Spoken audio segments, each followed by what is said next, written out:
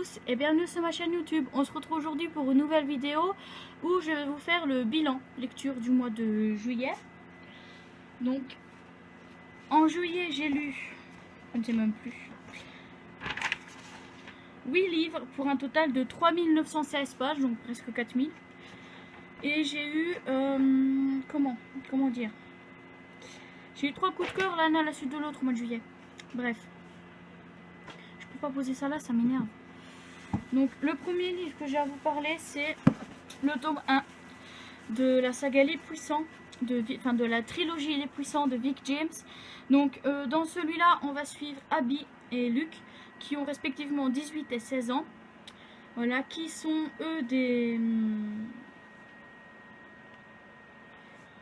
gens lambda, voilà.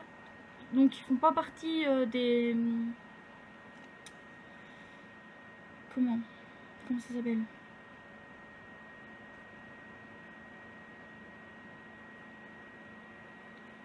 Ceux qui ont des dons, je sais plus comment ça s'appelle, les élus ou un truc comme ça. Je sais plus comment ça s'appelle exactement, ceux qui ont les dons.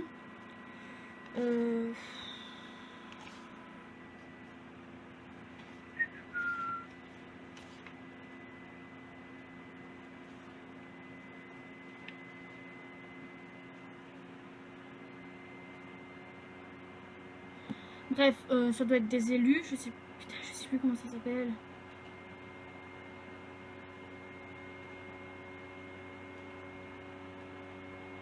Bref, donc en gros, il y a ceux qui ont des dons, donc différents dons. Voilà, je peux pas vous en dire un en particulier, parce qu'il y en a plusieurs dans le truc. Et en dessous, on a les gens sans dons qui sont obligés en fait de donner 10 ans d'esclavage donc à ceux qui ont des dons. Donc ça dépend, soit ils vont dans la ville industrielle de Milmoor, voilà, enfin une des villes d'esclavage, une des villes d'esclaves, ou alors ils sont comme Abby, au service d'une des familles possédant le don, voilà. Donc il faut savoir qu'Abby a organisé avec ses parents donc leurs 10 ans d'esclavage prévu pour quand sa dernière petite sœur Daisy a 10 ans. Donc le jour où elle a, peu après ses 10 ans, bah, ils partent faire leur jour d'esclavage. Et en fait Abby avait prévu que tout le monde aille au service de la famille Jardine, voilà. Donc c'est une des plus puissantes de l'Angleterre, voilà. Seulement le jour où ils doivent commencer, le jour où on vient les chercher pour les emmener chez la famille Jardine, ils découvrent en fait que Luke, lui va devoir aller à Milmoor parce que voilà, tout simplement parce que il n'y a pas de tâche pour lui chez les Jardines, donc il est envoyé à Milmoor. Donc ça plaît pas à Abby, ça plaît pas à Luke, ça plaît pas à leurs parents, sauf que ils n'ont pas le choix. Voilà, donc dans ce livre on va suivre Abby, donc qui s'intègre peu à peu donc chez les Jardines, et Luke qui a beaucoup de mal à s'intégrer à Milmoor. Et en fait un jour il va découvrir donc un réseau clandestin qui prépare en fait une rébellion contre ceux qui ont le don, donc pas une famille en particulier mais tous, voilà. Et donc on va suivre donc d'un côté Abby, de l'autre côté Luke, qui au final vont avoir le même destin, voilà. Et je peux vous dire que j'ai vraiment beaucoup trop hâte de lire le 2. Je sais pas quand est-ce que je pourrais le commander par contre, voilà. Et je lui ai mis la note de 4,5 sur 5.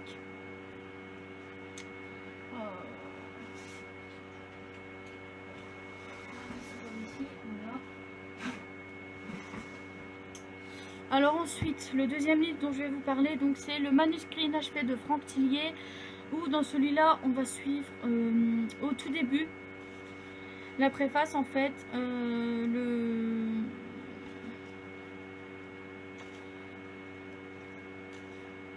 donc J.L. Traskman, qui est le fils de Caleb Traskman, qui est mort je pense, et en fait il va découvrir un manuscrit qui n'a pas été terminé, voilà, et qui va terminer lui-même, qui va essayer de le terminer de la manière que son père l'aurait terminé. Et donc on va suivre ce fameux manuscrit inachevé, voilà.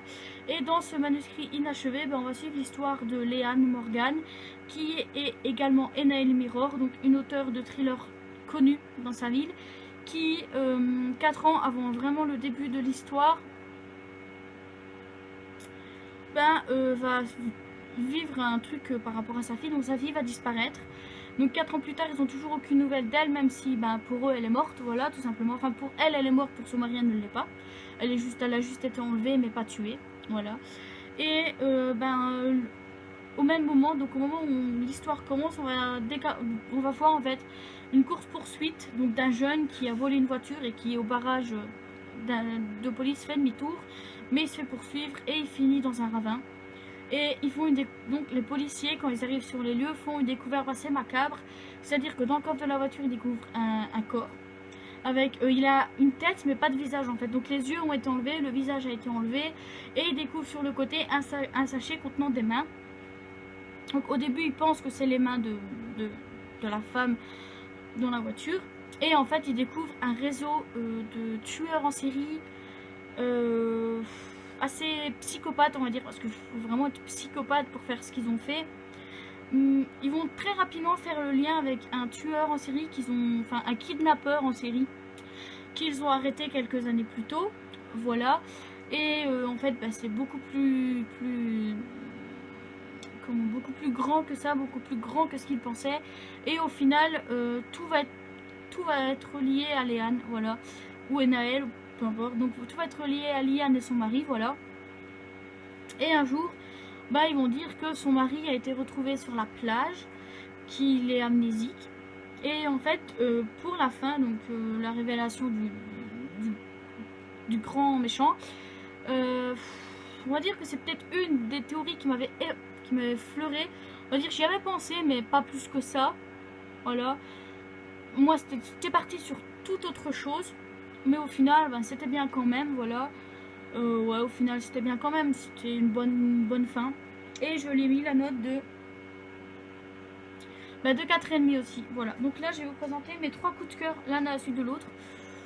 Voilà. Donc mon premier coup de cœur, c'est Ash is Falling for the Sky, le tome 2 de Lynn Corman et Mathieu Guibé. Où donc dans Ash is Falling for the Sky, on va suivre Sky qui arrive à l'université. Enfin, un petit peu avant la rentrée. Et qui en fait veut se défaire de sa réputation de fille sage. Et pour ça, bah, elle va se dire que coucher avec un mec en soirée, c'est la solution. Elle va faire la rencontre de Ash. Elle va rapidement comprendre que bah, lui, ce qu'elle lui propose, ça n'intéresse pas vraiment. Voilà. Ils vont devenir amis. Et plus tard, plus il y a affinité. Voilà. Et il va se passer un événement dans le tome 1 qui te donne envie en fait de lire le tome 2 pour connaître au moins la suite. Donc voir ce qui se passe. Et donc... le tome 2 démarre 4 mois plus tard, après la fin du tome 1. Voilà, donc je pense que c'est 4 mois plus tard, je suis pas très sûre. Enfin, je suis plus très sûre du moins. Où, ben, toujours Sky et Ash. On va également faire la rencontre de Zack à travers des flashbacks. Voilà. Zack qui était le meilleur ami de Ash. Donc on sait, dans le tome 1, on parle de Zack, mais là on voit vraiment en fait l'évolution de leur relation à Zack et Ash. Voilà, alors il y a certains éléments dedans que... sont facilement devinables, mais on va dire 5 coups de cœur parce que ben, le livre m'a fait pleurer, surtout la fin, la dernière scène en fait. Mais le truc c'est qu'à la fin je trouve que les événements s'enchaînent, enfin c'est des événements dramatiques qui s'enchaînent. J'ai l'impression en fait c'est juste du drama pour faire du drama, vous voyez. Genre c'était pas forcément, ça aurait peut-être été mieux s'ils n'avaient mis qu'un élément dramatique au lieu de là 3 qui se suivent. Vraiment on n'a pas de truc entre eux en fait. C'est vraiment 3 éléments qui se suivent l'un à la suite de l'autre. Et je trouve que c'est beaucoup en fait. C'est trop. Alors encore une fois, je le répète, mais Ash is Falling for the Sky, c'est une duologie bourrée de clichés sur les couples, sur les bad boys, sur tout en fait. Sky et Ash sont 2 clichés en eux-mêmes, mais c'est voulu par les auteurs. Voilà, c'est voulu. C'est ce qui fait le... On va dire que c'est ce qui fait que c'est une bonne histoire d'amour, voilà. Mais autant vous le dire tout de suite, il faut peut-être, si vous partez dans l'espoir d'avoir une fin heureuse, vous allez être déçus. Et donc comme c'est un coup de cœur, je lui ai mis la note de 5 sur 5, ce qui est logique. Alors ensuite, le deuxième coup de cœur, donc c'est le tome 3 de la saga La Passe Miroir, donc de Christelle Dabos, qui s'intitule La mémoire de Babel. Et donc dans ce livre, voilà, donc dans cette saga, parce qu'il y a un 4e tome qui sort en novembre, dans cette saga on va suivre Ophélie qui vit sur Anima et qui a déjà refusé plusieurs fois en fait les mariages imposés par les doyennes d'Anima. Elle les a toujours refusés parce qu'elle en fait elle s'était mise dans dans l'idée de trouver elle-même son futur mari. Sauf qu'un jour, les doyennes vont lui proposer un mariage qu'elle va pas pouvoir refuser, tout simplement parce qu'il s'agit d'un mariage diplomatique. Donc, les doyennes lui disent qu'elle va devoir se marier à Thorn qui habite sur le pôle, donc sur une autre arche. Voilà. Et donc, dans le tome 1, elle débarque sur le pôle, enfin, Thorn vient la chercher, ils vont sur le pôle. Elle doit s'habituer un peu à la vie sur le pôle. Dans le tome 2, c'est surtout la préparation du mariage avec beaucoup d'actions derrière, centrées sur eux et en même temps pas sur eux. Voilà. Et dans le tome 3, ça démarre 2 ans et 7 mois après la fin du tome 2.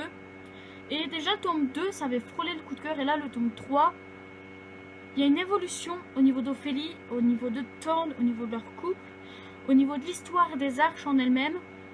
Et je pense que c'est ça qui fait que j'ai vraiment beaucoup aimé ce livre. Voilà.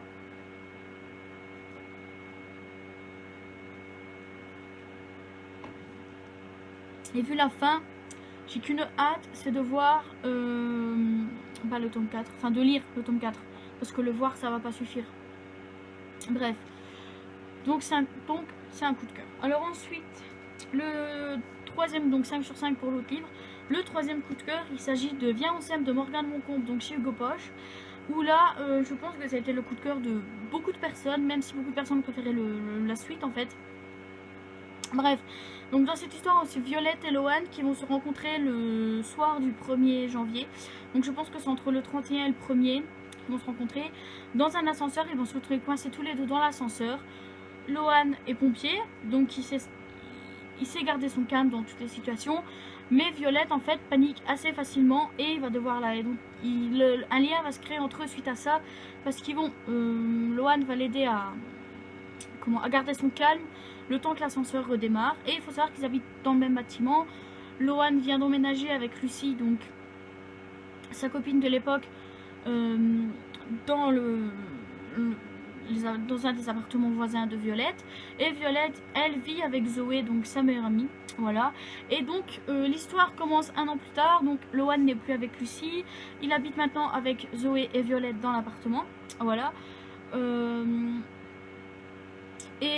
Donc Violette, elle va faire la connaissance de Clément. Voilà. De Clément à qui elle va vouloir former un couple. Mais elle va se rendre compte qu'il y a un problème qui se pose dans son couple, qui était déjà le même que son couple d'avant, avec son ex, c'est qu'elle est vierge et son mec ne veut pas d'une vierge, en fait, voilà. Donc, elle ment, en fait, à Clément en disant qu'elle ne l'est plus, voilà. Et un jour, elle va se dire que, il est temps pour elle qu'elle saute le pas. Et elle va demander à Loan d'être son premier, voilà. Et de là, vont s'enchaîner beaucoup d'événements qui vont nous mener vers la fin, qui est, je pense, prévisible dès le début du tome, mais dans tous les cas, le reste, leur histoire en elle-même est jolie, voilà. Leur couple en lui-même, voilà, Violette est hyper adorable, hyper attachante. Et Loan, pareil, en fait, on peut voir tous les deux à quel point ils sont attachés l'un à l'autre dès le début du roman, voilà. Et ouais, c'est plutôt pas mal, donc c'est un coup de cœur, et j'ai mis la note de 5 sur 5. Alors, il me reste 3 à vous en présenter, voilà. Donc ensuite, j'ai lu Darkest Mind, le tome 2, donc le chemin de la vérité de Alexandra Bracken, où dans la saga Darkest Mind, on va suivre Ruby. Donc on va dire Darkest Mind, il vit dans un monde où les enfants sont atteints de la NIA, donc une neurodégénérescence idiopathique des adolescents, je pense que c'est ça. Voilà, un virus en fait qui leur a transmis des pouvoirs. Donc il y a différentes couleurs, donc il y a vert qui ont une super mémoire, il y a bleu qui ont une super force, il y a jaune qui contrôle l'électricité, il y a les rouges qui contrôlent le feu, et il y a les oranges qui savent manipuler les esprits en fait, voilà. Donc ils savent se faire oublier dans les esprits de quelqu'un, leur donner des ordres, etc. Et on va dire que les oranges sont considérés comme les plus dangereux vu qu'ils peuvent manipuler l'esprit d'autrui, voilà. Et comment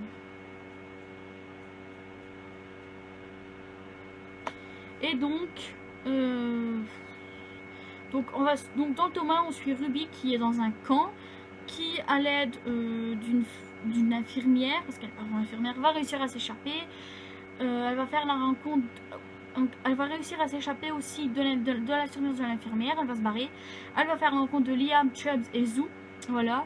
Donc elle va vivre différentes aventures avec eux dans le tome 1. Sauf qu'à la fin du tome 1, Chubbs finit blessé. Et voilà. Donc c'est ce que je vous dirai sur Chubbs. Sur la fin du tome 1. Mais il va se passer des événements qui vont la mener là où elle est dans le tome 2. Donc tout est une question des camps, de la Ligue des enfants, du gouvernement, etc. Et donc voilà. Hein,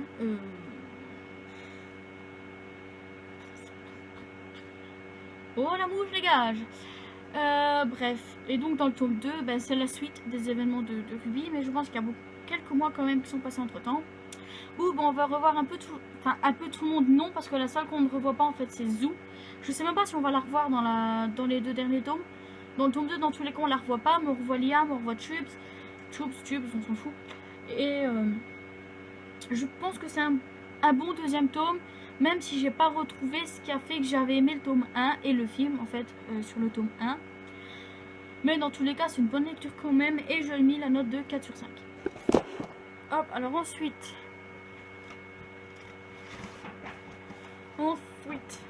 j'ai lu le tome 2 de la saga Off Campus de Ellie Kennedy. Donc qui s'intitule The Mistake. Et dans celui-là on va suivre John Logan, mais tout le monde l'appelle Logan parce qu'il y a un autre dans leur groupe en fait. Il y a un autre qui s'appelle John, donc ils sont tous les deux appelés par leur nom de famille. Donc on va suivre Logan et Grace, voilà. Donc Logan en fait est le meilleur ami de Garrett. Garrett est le protagoniste du tome 1 donc de Deal, voilà.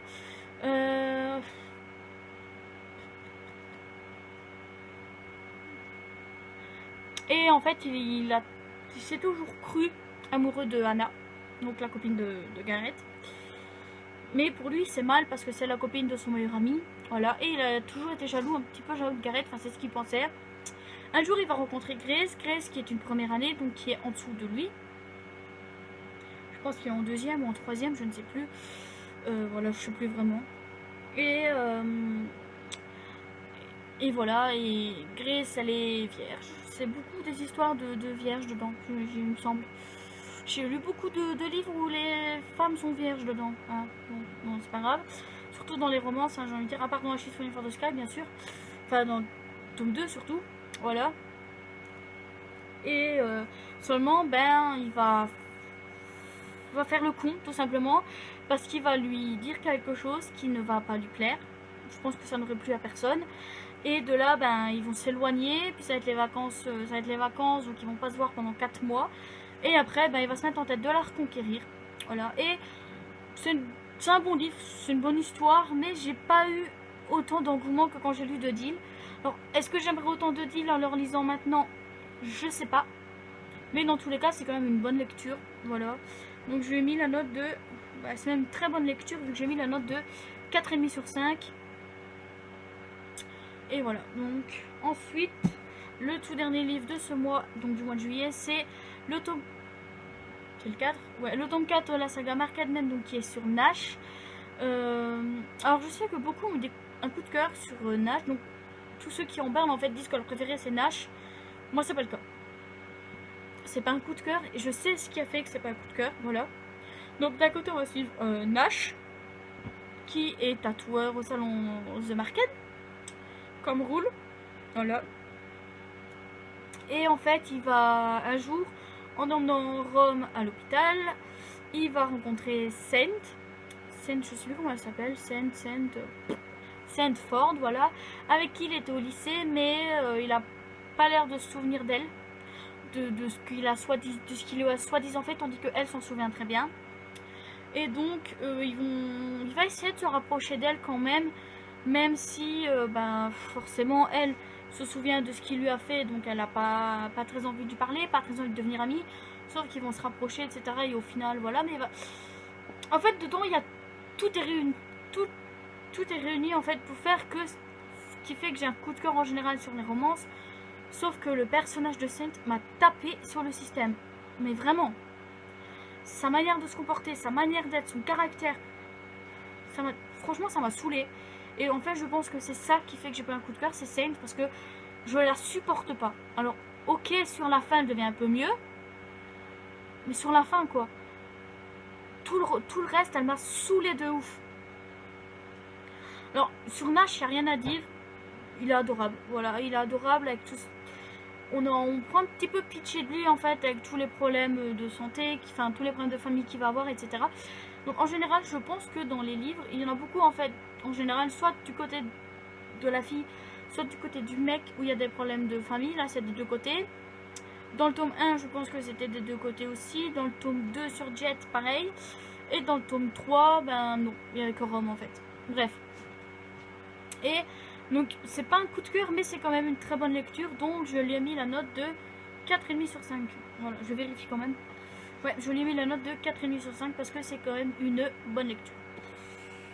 Voilà, donc ben, c'est tout pour le bilan qui fait 20 minutes. On dirait ma dernière update lecture. Bon, c'est pas grave, moi je vous dis ben, à dimanche pour une prochaine vidéo.